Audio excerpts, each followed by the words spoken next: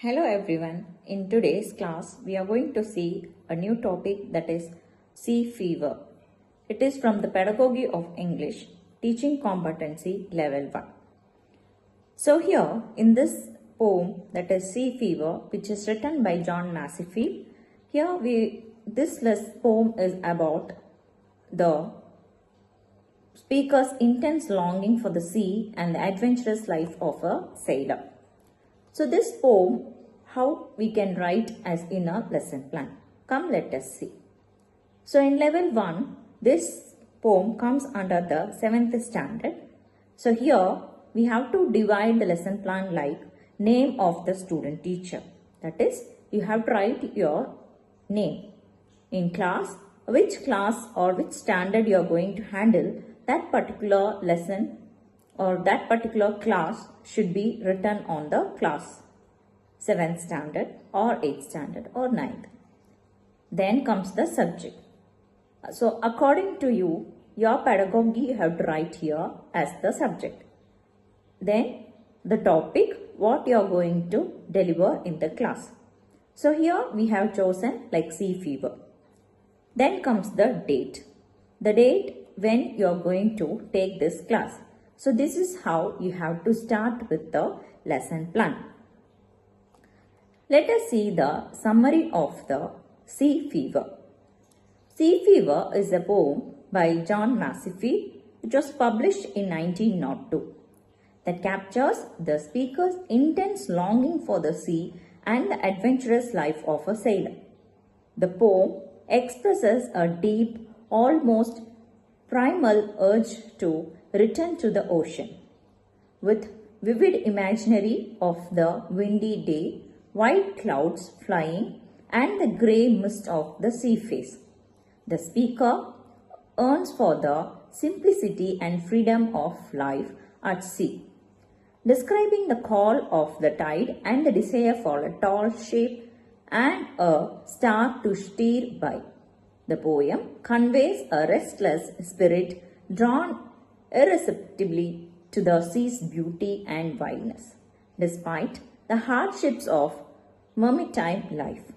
It's a concise, lyrical reflection of the pull of nature and wanderlust. So this is the summary of the Sea Fever.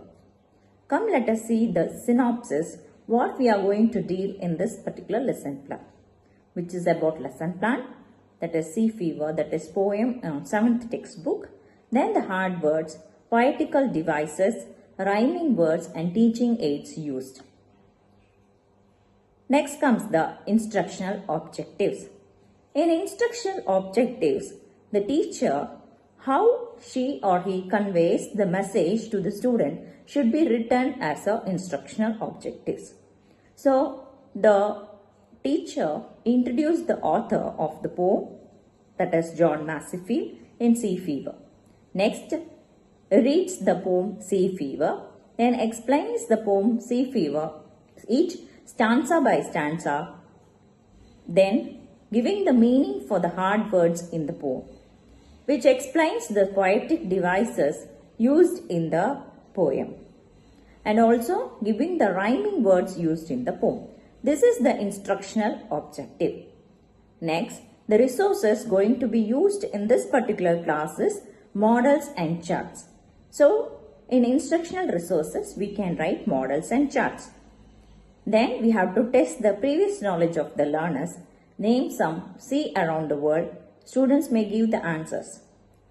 Then, going to the next thing, that is dividing the lesson plan into 4 divisions: content, specification, learning experience and evaluation. Here comes the recapitulation.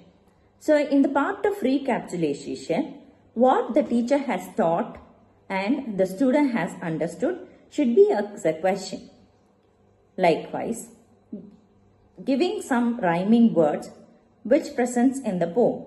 Example, sky, by, shaking, breaking, likewise. So this is how we have to recap the particular concept. Then as a teacher, you have to give the home assignment or homework. So By assigning a task or work to the students related to that topic will make the student engaged in your classrooms. So, you have to divide or you have to get the conclusion by giving some home assignment. Signature of the student teacher, then the guides teacher, then the signature of the teacher educator. So this is how you have to frame your lesson plan. These are the teaching aids used in the sea fever. Thank you all.